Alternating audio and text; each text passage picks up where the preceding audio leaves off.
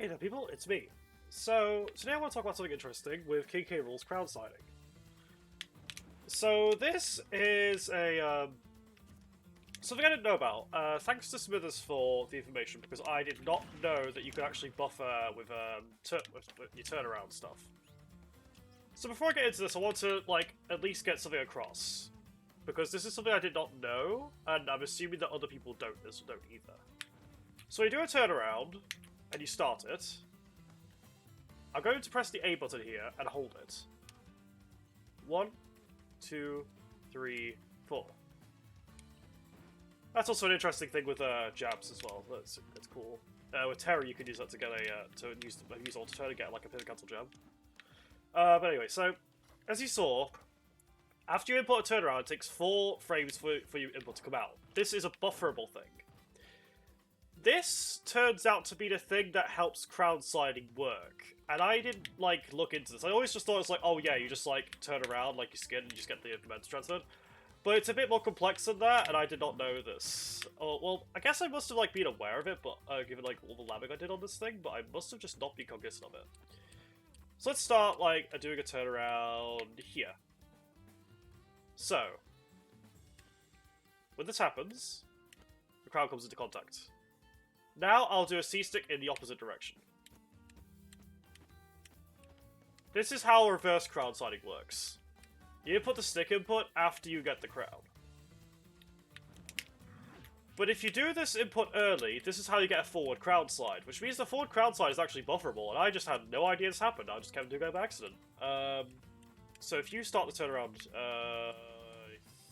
here, and then I press and hold forward on the C-stick, you'll get the forward crowd slide. Now, as you can see, a forward crowd slide goes fucking far, which has been like my holy grail thing for a while. But it is still hard because it's a 4-frame window. Also, you can sometimes do that. I don't know. I don't know how this technique works anymore. I've stepped back into Uncanny Valley, but yeah, as you can see, you can do that. Now, there is one quirk with the hold buffer version of this. Now, when I've been doing forward crowd sliding up until today, I would always just do a tap thing, like this. Well, you can't see me doing the inputs on my controller, but just take my word for it. And I do that because it gives me my agency back, which is my big problem with hold buffer stuff in Ultimate. You don't have much agency behind how your stuff works, because sometimes you'll get a buffered pivot cancel tilt or something like that. I don't like that. Because it's hard to react to when you actually see this thing fucking work. Because, as you see from me doing this so far, I kind of just whiz all over the place. There's no consistency to how it works. And this is part of why people don't like crowd sliding, because there's a lot of little inconsistent things with it that can make it difficult to work with. However, I think people should try to learn forward crowd slide again. Because even if you get this strange buffer stuff going on, you can still get a lot going from it. Because forward crowd slide takes you a very long way while also keeping you forward, which alleviates the main problem with crowd sliding. Because standard crowd slide is that. Just turn around into the crowd and just, yeah, it'll do that. But, as you know, when you do it, your back's turned. And when K-Rool's back is turned, a lot of awkward things happen, because in this game, unlike in games like Smash 4, when you're hit, you won't get turned around. So K-Rool can't use his melee armor. This is partly why K-Rool's kind of weird with crowd sliding. So you end up with this kind of weird situation. But when forward crowd sliding, K-Rool's back is now to the opponent, meaning that you have options such as this. You can do tilts, but it is awkward when you have to turn around for it and stuff like that. But you can do your aerials facing the opponent, facing your opponent more easily. Yes, you can do that and stuff like that, but it's just it just get awkward, which is just strange. I haven't articulated that thought process well, but that's generally why people don't like it, which is why forward crowd sliding is preferred. Because if you get punished, you're still facing your opponent, you can still advance pressure. That was completely untrue. I was trying to do an up tilt, which would have been true. But yeah, that's about all I've got. So when you're trying to do a forward crowd slide, try doing your C-stick inputs forwards more early. So for those of you who don't know how to crowd slide, I guess I should go into that now. Because, I mean, I have a video on like, an old defunct YouTube channel, but, like, I think it's better for me to, like, try and demonstrate it here. So, the crowd approaches K Rool. You start doing the turnaround close to the crowd. And when the crowd comes into contact with you here, you will slide.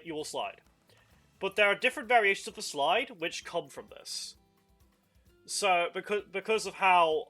I believe what this is, it's actually a... I believe it's actually a pivot-cancelled crowd catch.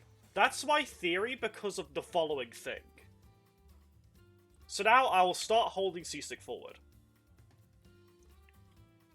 Now, K Rool will fly a similar distance to when he when he actually uses a pivot cancel tilt. He goes 2.2 units forward, as you can see. So I'll start by turning around here, and I'll use this. The same animation happens, but it seems like he doesn't fly as far, which is curious. But I believe I have an explanation for this as well, because the thing with crowd catch is it multiplies your momentum in very strange ways. This is why, when you catch a crowd in the air, if you double jump with it, you'll get a different jump arc because it multiplies your momentum in a certain way. So that's why I believe it's like that. But anyway, so now they have that rationale behind you. If you know what pivot cancelling is, at least, I hope you do because it's very important for K Rool. So we'll go towards the crowd. We'll begin the turnaround. And then within this window, you can either use the C stick, or you could delay it to when you catch the crowd. So if you do it here, you'll get forward crowd slide. And if you hold it for too long, you'll get an F tilt afterwards. You need to release this very quickly, which is why I believe that you should not hold it. I believe you should tap it within that full frame window. Because it makes it easier for you to react to you actually working. Because, like, remember, you only have 17 frames to react after this. It's very difficult. But if you want a reverse crowd slide, which is very interesting, you'll go towards the crowd as usual. You will begin your turnaround. You will begin your slide, but after you grab the crowd, do the C-stick forward here. After a few frames, K Rool will fly in the opposite direction. That's how the forward crowd slide and reverse crowd slide discrepancy happens. I originally thought this was frame perfect, but then it seems like Smithers did a bit more research than I did into how the turnaround buffer works, and that's why it happens. It's actually a pivot cancelled crowd catch, which is interesting. And before you ask, no, I don't know why you get that fucking reverse crowd slide at jank. I don't know why that happens. I don't think I ever will. But it's an abomination of nature, and I love it.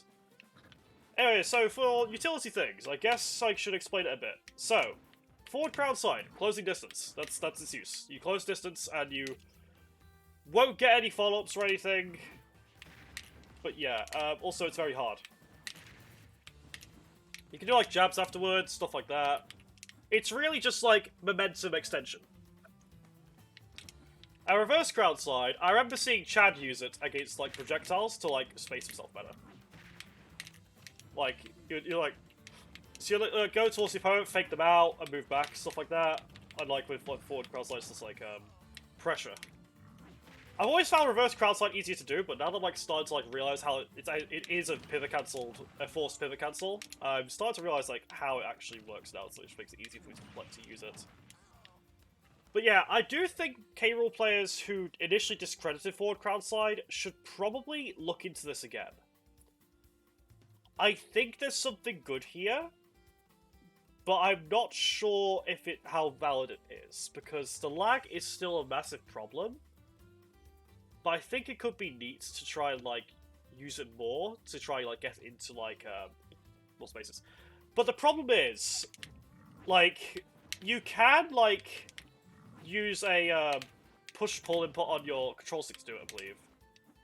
but it's really hard, and I wouldn't recommend that.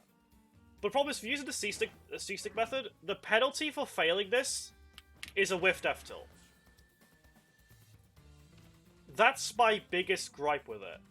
Because if your execution is off, you're whiffing a move that's that's like over 40 frames of lag. And, like, that's horrible. Like, you're going from trying to get closer to the opponent to close distance and continue your advantage state, or you're whiffing a big fat F-tilt while the opponent's like not even gonna be touching you. You have like 45 frames of lag or something off that. That's terrible. So what you'd have to do is really grind out that input, and it does seem possible with the hold buffer. But the problem is that the hold buffer will make it like very hard to react to in an actual game.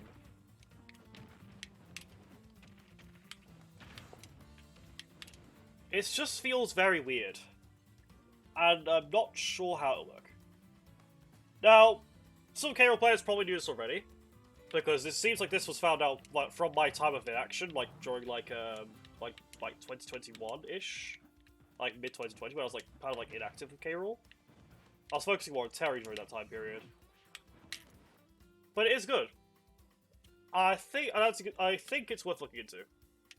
Just remember, during the entire period of that slide, you are in lag, and you are punished, and you are able to be punished. But it is faster to travel this way than it is when dashing while the crowd is active. Obviously, you don't want to set up the crowd and then immediately go to it to set up a movement option, because that's like 2 seconds to get into gear. But after the crowd's already hit, and you're in a situation where it calls for it, then you could go for it. So, for example, like the situation where I tend to find this, I know I'm rambling a bit more here, but like as you know, like when I do this, this is normally when I'm in a situation where it's optimal for me to crowd slide, because the crowd is out. The situations of like during this period, the opponent's reacted to the crowd and is probably like acting around it. In which case now, I feel like I can do it because you can't use crowd sliding proactively. Proactively crowd sliding means you're not reacting to the situation at hand. It means you're trying to cover situations with a move with a technique that incurs 17 frames of lag along with your initial movement. Like, while it says 17 frames in a vacuum, it's like 35-ish frames in practice because of the initial movement you're doing before you get to it. A frame perfect crowd slide, I think, is like 26 frames, I think it was. Wait, hold on, let's have a look at this. So you start your dash, and you do that. It's probably like 23, 4-ish frames, I think. But yeah, like, you get the point. It's around as laggy as you jab. And so I believe that you should be using crowd sliding in a reactive way to deal with the situation that's presented to you. Like, I see but another problem is, like, you have to also look at if the opponent's getting hit by crowd. You have to look at if the crowd's coming to you in a way that makes it easy for you to work with this. Stuff like that. That's how you use crowd sliding. And crowd in general. I may make a guide on how to use crowd in general at some point. Because it is a very complicated move. And it does require a certain mentality to work with. I know this sounds like, oh yeah, you need high IQ to understand this move, but I'm not... I know someone's going to say it to me, but like... You understand where I'm coming from at least, right? Like... You can't, it's not as simple and cut and dry as, oh yeah, funny crowd is out, let's mash buttons. Because oftentimes what you're doing with crowd is you have it out, and then you're moving around to manipulate where the crowd goes. At least that's what I do. This is why when you're on my streams, you see me like jumping around a little bit, like sometimes running away. The reason I run away is because it increases the speed of the crowd coming back to me. Like that.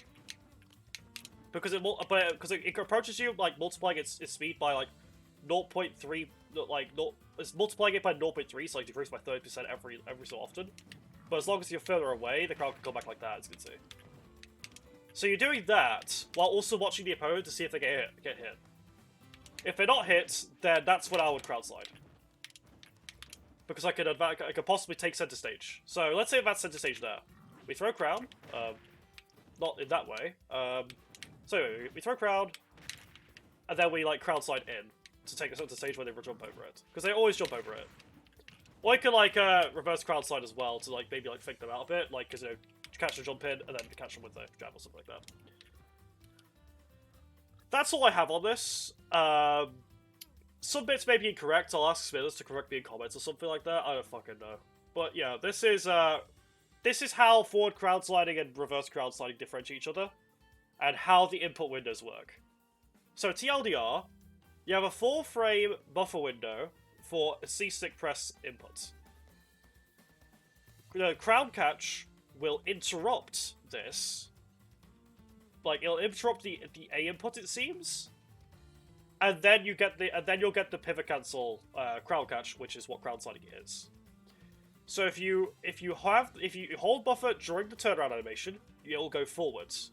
If you're too late and you input it during the crowd slide itself, you will get the reverse crowd slide. That's a lot to take in, but that's it. That's crowd sliding dissected to its bare bones basics. Do with this information what you will. With that, this is Playing Karma, a random 16-minute rant video. See you later.